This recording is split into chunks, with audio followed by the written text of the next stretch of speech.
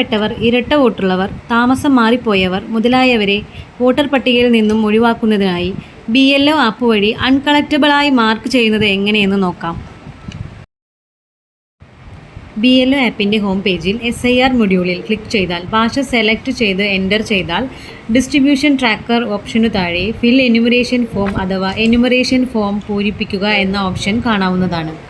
Scanner ഉപയോഗിച്ചോ serial number, പേര് മുതലായവ സെർച്ച് ചെയ്തോ നമുക്ക് ആവശ്യമുള്ള ഫോം കണ്ടെത്തിയ ശേഷം മാർക്ക് അൺകളക്റ്റബിൾ എന്ന ടാബ് ക്ലിക്ക് ചെയ്യുക.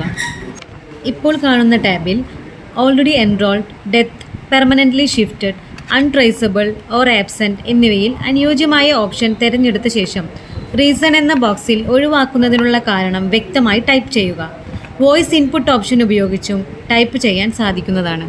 ഇതിനു താഴെയായി എന്യൂമറേഷൻ ഫോം, ഡെത്ത് സർട്ടിഫിക്കറ്റ് പോലുള്ള സപ്പോർട്ടിംഗ് ഡോക്യുമെൻറ്റ്സ് എന്നിവ ഫോട്ടോ എടുത്ത് അപ്ലോഡ് ചെയ്യാവുന്നതാണ്. എന്നാൽ ഇത് നിർബന്ധമില്ല. അപ്ലോഡ് ചെയ്യുന്ന എന്യൂമറേഷൻ ഫോമിൽ ഒഴിവാക്കുന്നതിനുള്ള കാരണം കൃത്യമായി എഴുതേണ്ടതാണ്. ഇതിനുശേഷം സബ്മിറ്റ് കൊടുത്താൽ ഈ വോട്ടർമാരുടെ എന്യൂമറേഷൻ ഫോമുകൾ അൺകളക്റ്റബിൾ സ്റ്റാറ്റസിലേക്ക് മാറുന്നതാണ്.